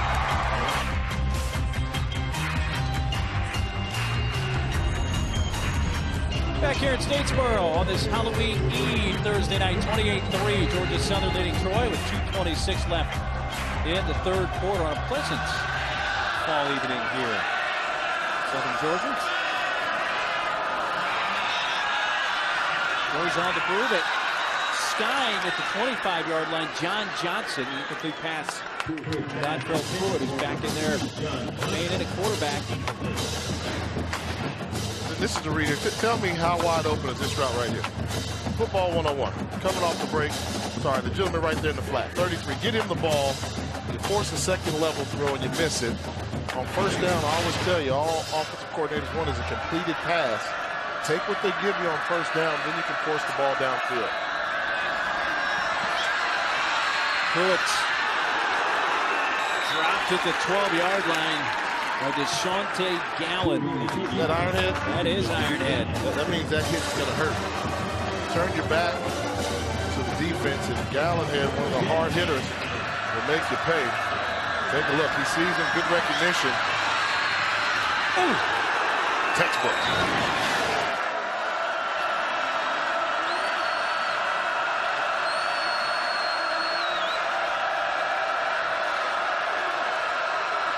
Third and 8. They've only converted 2 of 7 third downs tonight. Pruitt in his own end zone. Now he's going to take off. He needs to make the 20 for a first down. He won't get close. Dropped at the 12 by Edwin Jackson. This is a really good defense. They're sound fundamentally. They understand offense and they pick it apart. You'll see Edwin Jackson, this is the middle linebacker. He's showing the speed of a defensive back, able to track down the quarterback, force him to change his angle, and make the tackle.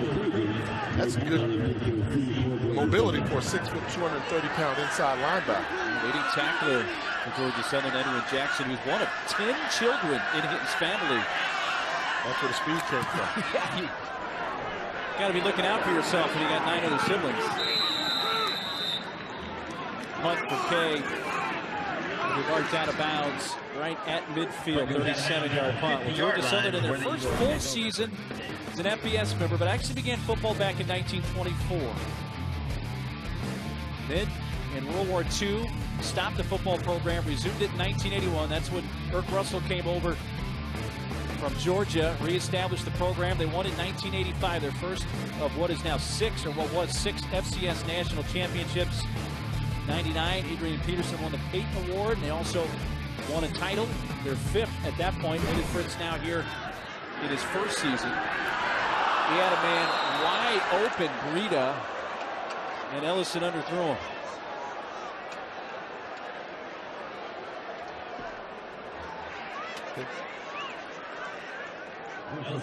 We talked about that history there.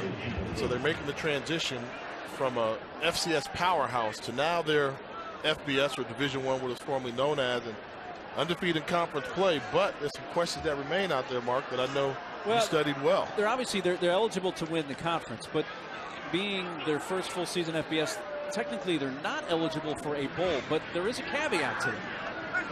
They could sneak in if certain things happen, which is a bit of a laundry list of things that would have to happen. There's a run for B.J. Johnson on the option. But here's the most important that you'll need to know if they're going to get to a bowl game. If there's an insufficient number of deserving teams, if there are not enough 6-win teams, and a team in its final year of reclassification from FCS, which Georgia Southern is, they could meet the definition of a deserving team. So it's not out of the question, Jay, that they make it to a bowl this year. you have to see how it all shakes out. It's really tough to speculate at this point if that could happen. By them winning, they win this football game tonight, they become bowl eligible kind of quickly, but you got some other teams in the conference that are playing pretty good football. We talked about South Alabama at halftime and Louisiana Lafayette. So right away, those are two teams you have to assume are going to become bowl eligible. Arkansas State and some others. So it's interesting, but anytime you get caveats, things start to get complicated. We'll talk more about that as we get to the fourth quarter. The only scoring in that third quarter was Ellison's third touchdown run of the game. We're headed to the fourth at Statesboro. It's 28-3 Eagles. Along with former NFL quarterback Jay Walker, I'm Mark Neely.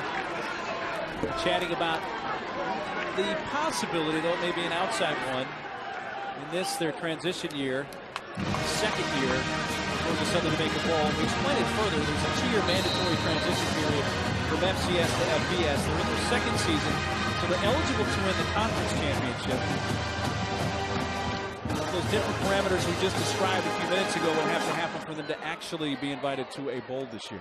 You know what's tough for me to understand about that is they're moving up.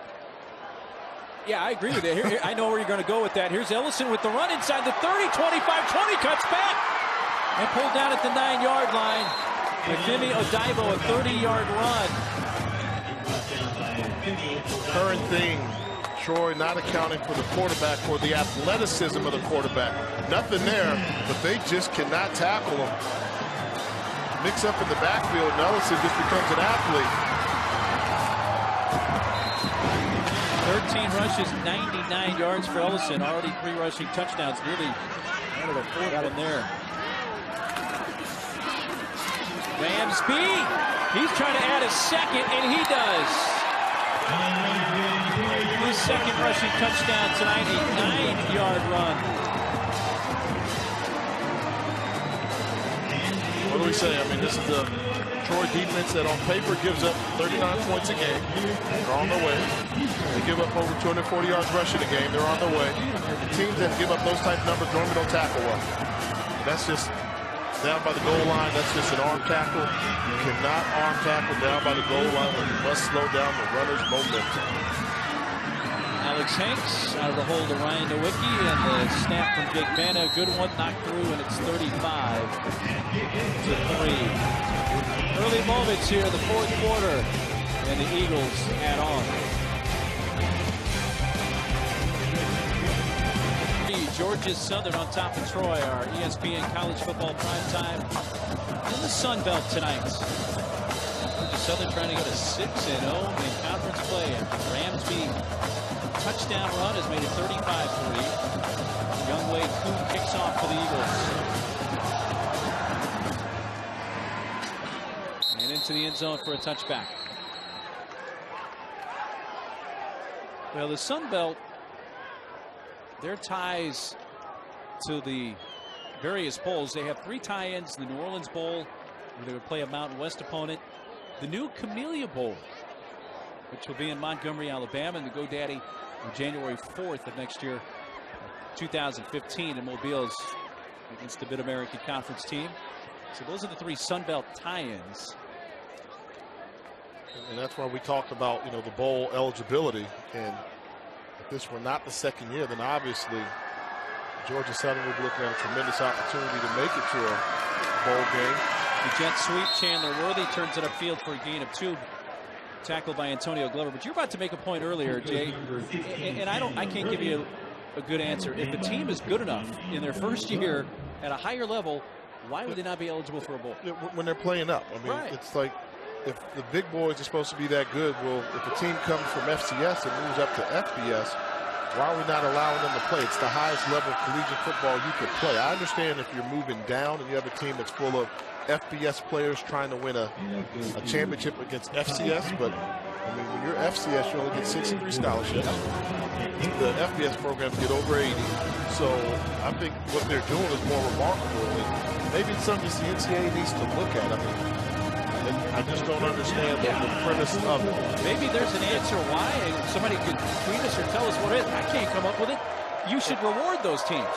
And more importantly, I think if the conference is okay with it. Right. Because I can understand you don't want teams trying to come in over 2 or 3 years and then leave. But if the conferences are willing to sacrifice a couple of their automatic bids to bowl games. Boy, he's in trouble. Big trouble. Before he's finally tackled at the 20 run by Antoine Williams.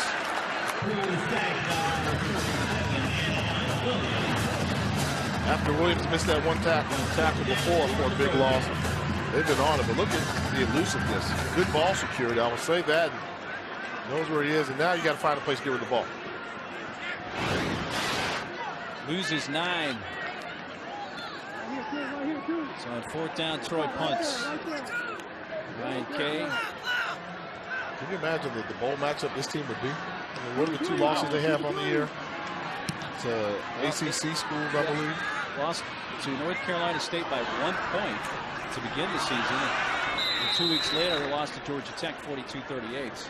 33-yard punt there. Good field position for Georgia Southern at 45. Obviously, the Seminoles mounted a comeback here, Jay. But what happens if Bobby Petrino's team does ambush it there tonight? Give them out. I think that cost the ACC a lot of money. I don't know if another team will get there, but and that's one thing I say about Florida State. When we had our projections, what we thought the top 4 teams was, I always had Florida State number 1.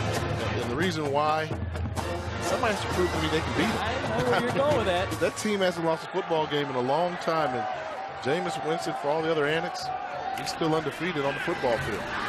Upshaw, the quarterback, he hands it off to Matt Breida. Rushes ahead to the 49 for a pick up of 4.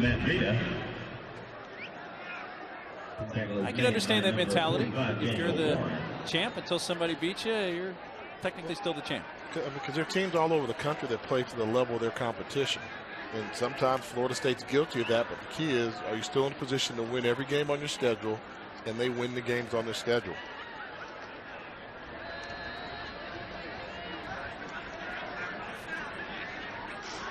Upshaw getting another turn at quarterback for Georgia Southern. Get off to Devin Scott.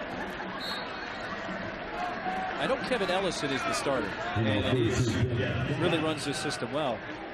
I don't really see any drop-off when Fabian Upshaw comes in the game. Do you, Jay?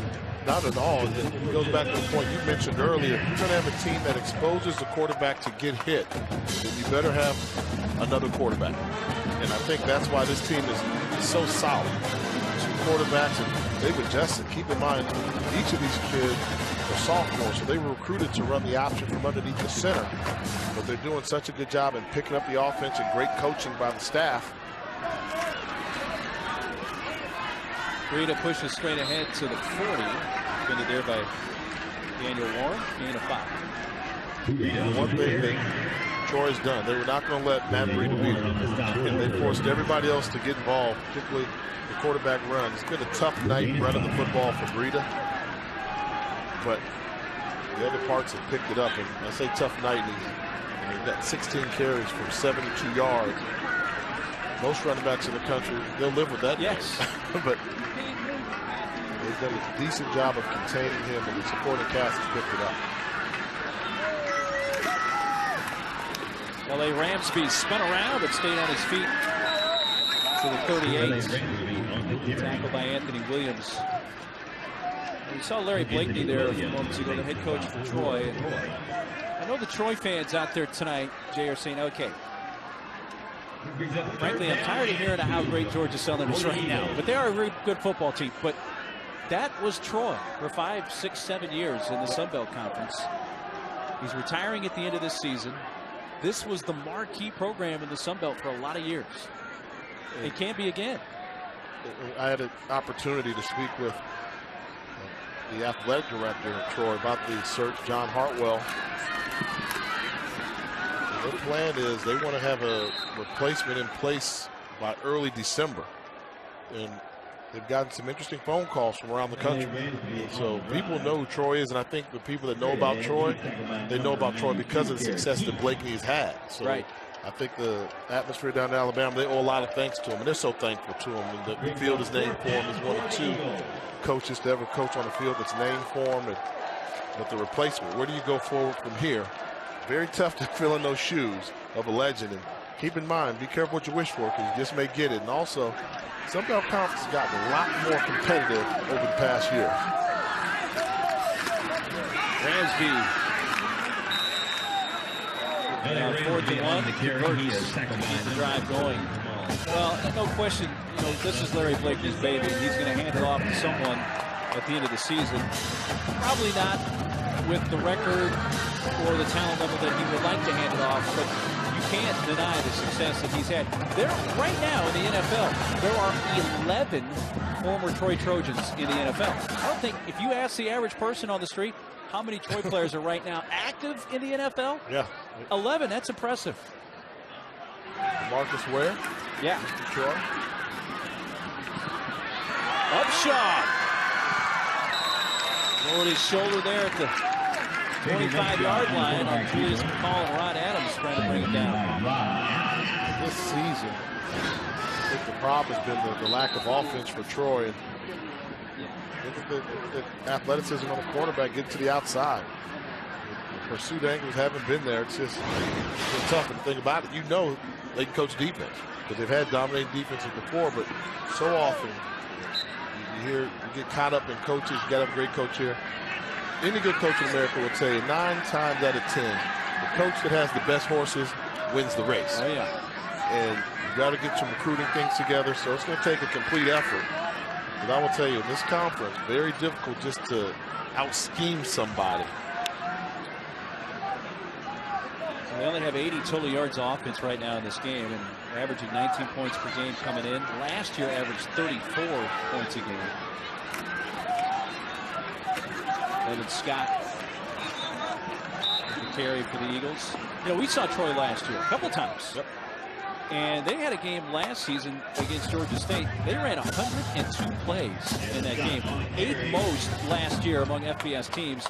BYU had a game last year where they ran 115, and that was the most. But 102 plays in a game. That offense, it was really rolling. Obviously, when you lose a quarterback like Corey Robinson, a wide receiver like Eric Thomas, tough guys to replace, but they just have struggled badly offensively this year. They could light you up. I mean, that squad could really light you up throwing the football, and they were never out of a football game, and that's what's missing this year. I mean, now they get down early, and points are so hard to come by. And it's Scott. Troy, by the way, tonight have run 34 offensive plays.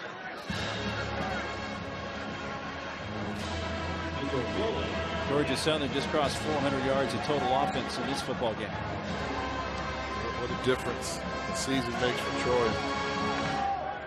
Georgia Southern averages 526 yards per game, so slightly below, but I think they're doing the Curtis thing here, not really trying to pour salt on the wound. This game is well in hand, and it's been so probably start of the second half. As the run, Upshaw with good blocking, cuts back, and is into the end zone. 19-yard touchdown run for Fabian Upshaw, his second rushing touchdown of the year. I just don't know what their game plan was for stopping the quarterback. We haven't seen it all night. Fabian Upshaw, if you're an option quarterback, you don't go into the end zone untouched. He doesn't even give a fake pitch. Where are the tacklers? Great blocking downfield. We know the wide receivers do a good job of blocking and solidifying the edge, but that just can't happen. 42-3, under 6 minutes to go. And the two quarterbacks tonight, Upshaw now has a touchdown run and 96 rushing yards. Ellison has 3 rushing touchdowns and 99 rushing yards. The quarterbacks running all over the field tonight for the Eagles. Georgia Southern, Duke kicks out. Flakes. Unruly Flakes with the run back. Using a stiff arm to get him out to the 26-yard line, where he's tackled by Darius Jones. Go back and take a look at that touchdown. Why it was so easy. This is the person that has the responsibility of the quarterback. That is Jaquadrion Lewis. But what a fantastic job cutting him off at the angle by Darren Foreman over here. Watch him cut him off Cut him low. Down he goes, makes him stumble. He's responsible for the quarterback, and just like we talk about, you have to play assignment football on defense. Well, the offensive line, they have an assignment as well, and that was a great job by Moore. Darius Jones, who made that tackle, down for Georgia Southern. By the way, we have received an update on James Dean, the Georgia Southern player who was carted off earlier. From what we were told from Sports Information here at Georgia Southern, Dean did lose consciousness on the play on the hit to the head. He has regained consciousness. That's the only report we have on his condition. He has been transported to the East Georgia Medical Center, though, for treatment. That's the latest we have on James Dean as they attend to Darius Jones, a sophomore out of Woodruff, South Carolina.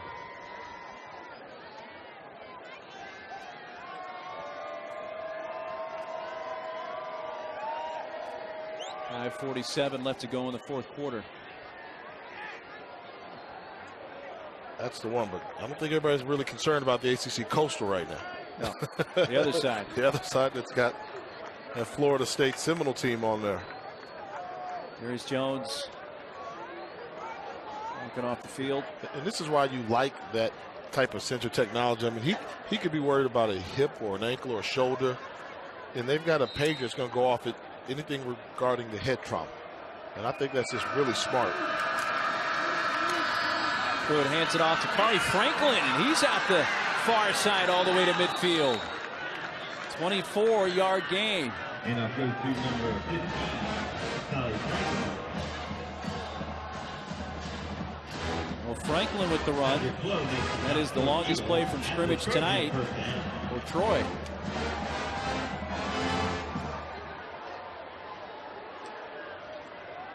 First down at midfield. Pruitt hands it off and a run for Brandon Burks. Dontrell Pruitt's been playing several series now, quarterback for Troy. The starter, Brandon Silvers, health-wise, he's fine. This just seems to be a case, Jay, where Larry Blakeney and the staff think, hey, Silver's been a little bit banged up, down big. Let's get him to the sideline and save him some hits here. I think that's a smart move. I mean, they only put 3 points up as an offense in the first half, and they're still stuck on 3 points. Maybe see if the backup can come in and give you a spark. Burks. Burks again. Carry for Brandon Burks. Slip under the 5-minute mark. Georgia Southern with a win here tonight is going to win their 6th in a row and improve to 6-0 in Sun Belt play and 7-2 overall. One of the asterisks, how good is Georgia Southern at making the move up to the Sun Belt? I don't know if we'll ever know, because they do not play Louisiana Lafayette this year. Don't take a trip down Broadway, so to speak. It's not easy to go down there and try to get folks down there in Raging Carry territory. Lafayette, tough place to win a football game. That's a fun place to go hang out with tailgaters, though. Oh, yeah. Look at the Sun Belt standings again. A win tonight. Eagles would be 6-0 in conference play. And South Alabama's going to play Lafayette, so something can happen there. Then they've got Arkansas State, so some teams are going to beat up on each other. I think that column becomes on the right more important. How many teams will become bowl eligible for, I guess I say, in order to keep Georgia Southern out of contention? I think that run right there by Jordan Chunn is something that you wouldn't mind seeing a lot more of out of the Troy offense this year, Jay. He punishes folks. He's quicker than you would think for somebody who weighs 234 pounds. I mean, he's running in between the tackles, and people don't want to tackle him. Who took the brunt of that tackle right there? Number 39, Raekwon Sam, and there was some face mask contact that looked like unintentional. Look at that. He just threw his body through that hole right there. There's nothing there. There's something about, what is it, E equals MC squared, that mass with that velocity and momentum. Wow. He can push the pile. I went to Howard. Dropping some Einstein on us. Remind you, I went to Howard. Earlier tonight from the Georgia Southern president, Dr. Brooks Keel, on your knowledge of Statesboro and the school. Khari Franklin. Nice tackle pulled down from behind by Patrick Flowers. Patrick Flo, that is, with the tackle. 6'1", 215-pound linebacker getting some time tonight.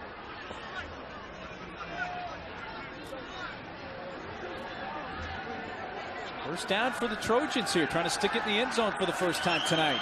The only score has been a 25-yard field goal. Inside 10, Steve Williams with the tackle. Dontrell Pruitt. See backup quarterback number 19, Caleb Williams. Welcome to the starting lineup. You're in the game. Things don't happen that quickly when you're on the scout team, but good job by Pruitt. Leaving him in his trap. See some real bright white pants out there on defense right now for Georgia Southern. First and goal from the 6. Franklin to about the 3. Albert Bryce, Jamal Johnson with the stop. That's something you don't see in college football now. I can say, oh, you see the bright white pants out there?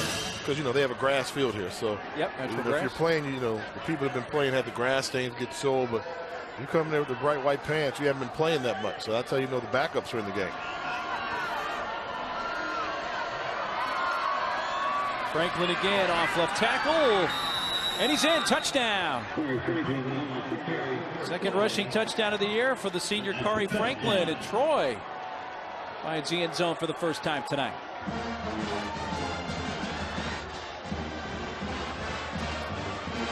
Franklin deserves it. He had some good runs during that drive. Able to capitalize. And good to see. Young man from Troy, Alabama, showing a little fight, getting the ball across the goal line once in this game.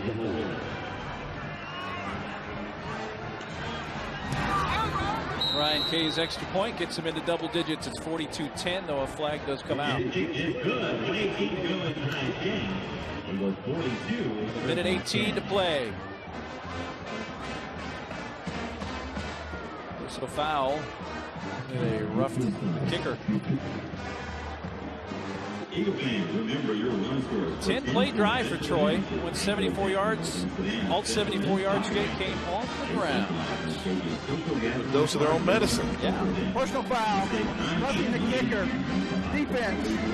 That 15-yard penalty will be assessed on a kickoff.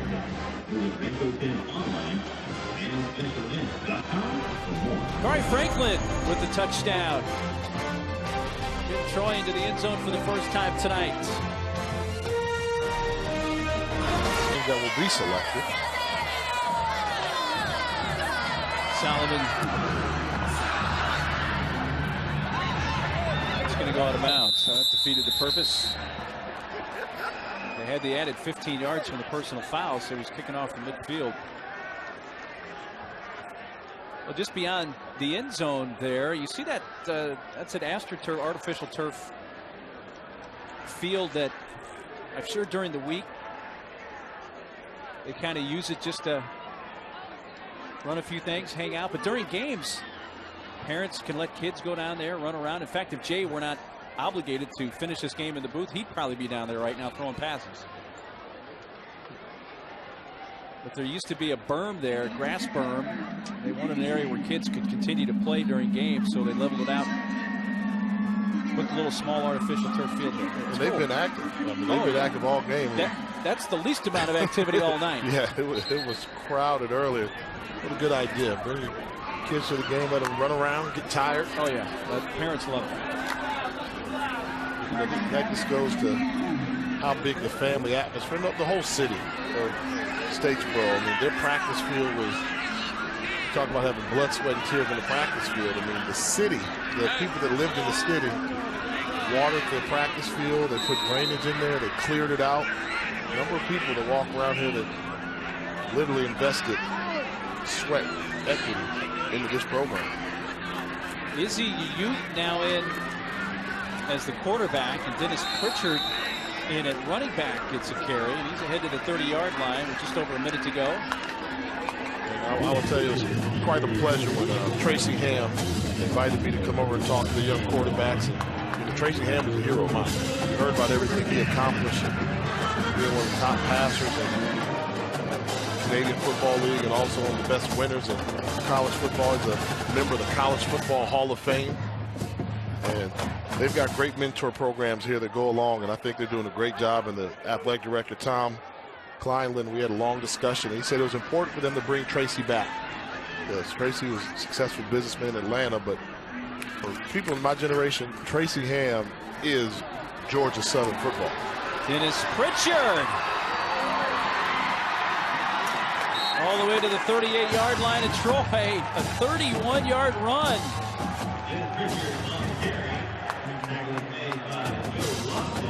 Getting the chance to shine here late. Yeah, this is getting bad. Just look at the defeated faces of the Troy defense. And Georgia Southern doesn't have to run another play. They can just end it right here. And Eagles are going to go to 7-2 overall, 6-0 in conference with 421 rushing yards tonight. Numbers never lie. They average 402 yards, and we're going to finish with over 420. 42-10. We had 7 combined touchdowns tonight, Jay, and all 7 were rushing touchdowns. You don't see that much in college football these days. You know, people say I don't appreciate the run being a former quarterback. Hey, this was impressive to watch. The running scheme of Willie Fritz and the Georgia Southern Eagles. They stay unbeaten in conference play. Now it's 6-0. Coming up next, college football weekend kickoff. It's been a fun time here at Statesboro. Glad you could share it with us. 42-10. Georgia Southern wins it over Troy tonight. For Jay Walker and our entire ESPN crew, I'm Mark Neely. Thanks for watching, and good night.